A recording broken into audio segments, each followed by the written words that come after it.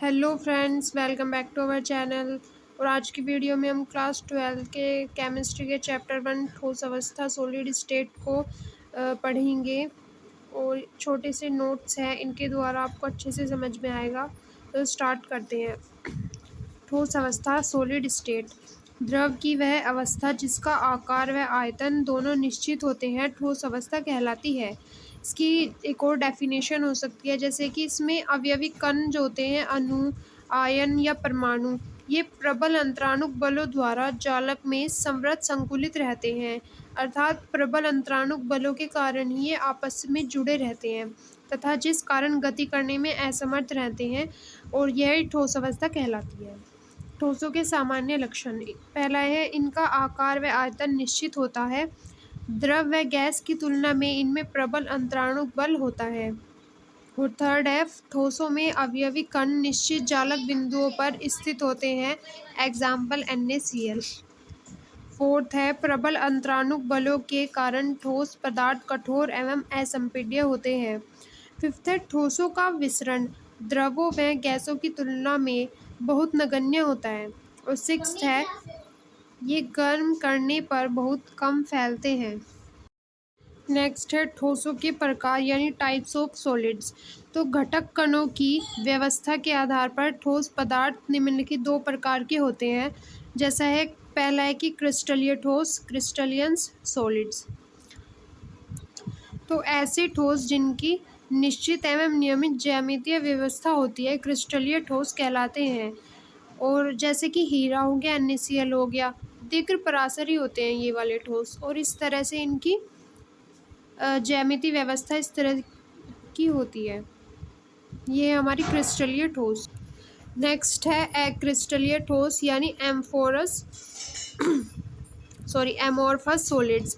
ऐसे ठोस जिनकी निश्चित एवं नियमित ज्यामितीय व्यवस्था नहीं होती है। एग्जाम्पल रबड़, कांच आदि, ये लघु परासरी होते हैं।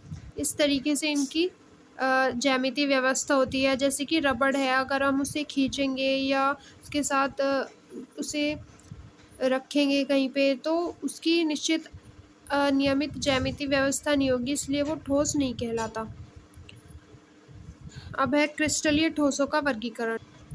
तो क्रिस्टलीय ठोसों को उनके अवयवी कणों के मध्य उपस्थित अंतराणुक बल के कारण निम्नलिखित 4 भागों में बांटा गया है। ठीक है, मतलब कि उनके अंदर जो उपस्थित अंतराणुक बल है उसके कारण अब इन्हें फिर से 4 भागों में बांटा गया है। किन्हें? क्रिस्टलीय ठोस को। तो सबसे पहला है आयनिक ठोस। ऐसे ठोस जिनके अवयवी कण धनायन व ऋणायन अर्थात आयन होते हैं आयनिक ठोस कहलाते हैं। ये आयन परस्पर विद्युत आकर्षण बल द्वारा बंधे होते हैं और ये कठोर होते हैं, इनके गलनांक भी उच्च होते हैं। अब इनके कुछ मुख्य लक्षण हैं।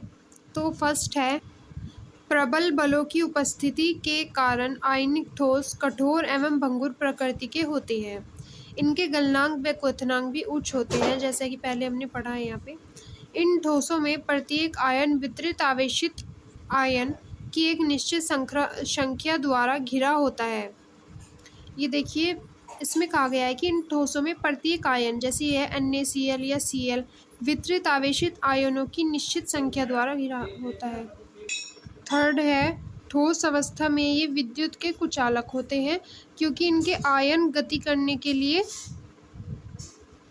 स्वतंत्र नहीं होते, परंतु जलीय अवस्था में ये विद्युत के सुचालक होते हैं। अब है एग्जाम्पल इसके, जैसे NaCl, KCl, KMnO3 एक्सेट्रा, और ये हो सकते हैं। सेकंड है सहसंयोजक अथवा जालक ठोस, कोवेलेंट और नेटवर्क सॉलिड्स।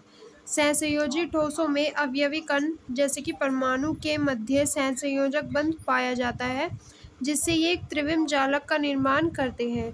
इसी वजह से ये ठोस अत्यधिक कठोर होते हैं, अर्थात इनके अंदर जो है वो सहसंयोजक बंध पाया जाता है। इसी कारण से इन्हें सहसंयोजक या जालक ठोस कहा जाता है। अब सहसंयोजक ठोसों के कुछ मुख्य लक्षण हैं। फर्स्ट है, त्रिविम संरचना के कारण इनका गलनांक तथा क्वथनांक उच्च होता है। सेकंड है, ये विद्युत के कुचालक होते हैं, लेकिन अपवाद स्वरूप ग्रेफाइट जो होता है वो विद्युत का सुचालक होता है। थर्ड है सहसंयोजक ठोसों को परमाणविक ठोस भी कहते हैं। एग्जाम्पल है सिलिका, हीरा, ग्रेफाइट एटीसी। और इनके जो परमाणु होते हैं वो इस तरीके से लगे होते हैं। थर्ड है हमारी मोलिक्यूलर सॉलिड यानी आणविक ठोस।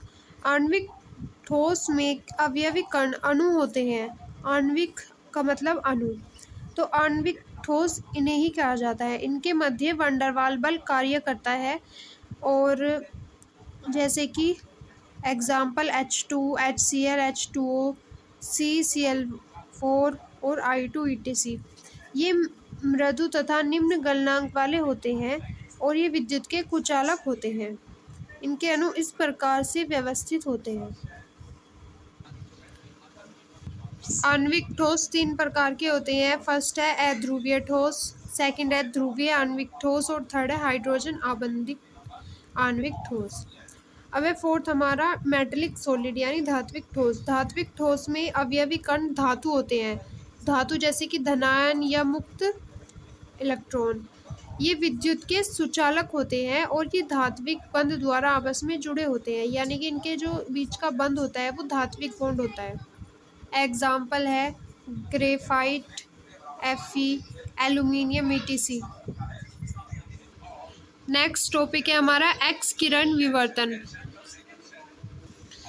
तो जो एक्स रेज डिफ्रैक्शन है, ये विधि जो है जिसके द्वारा ठोसों की क्रिस्टलीय संरचना का अध्ययन किया जाता है, एक्स किरण विवर्तन कहलाती है। क्रिस्टल्स क्या होते हैं? देखिए, क्रिस्टल संरचनात्मक इकाइयों जैसे परमाणु, अणु अथवा आयन को नियमित व्यवस्था में एक निश्चित क्रम में जोड़ने से बनता है। ठीक है। अब है त्रिविम जालक या क्रिस्टलीय जालक। तो क्रिस्टल इकाइयों जैसे कि परमाणु, अणु या आयन की नियमित ज्यामितीय व्यवस्था को त्रिविम जालक या क्रिस्टलीय जालक कहते हैं।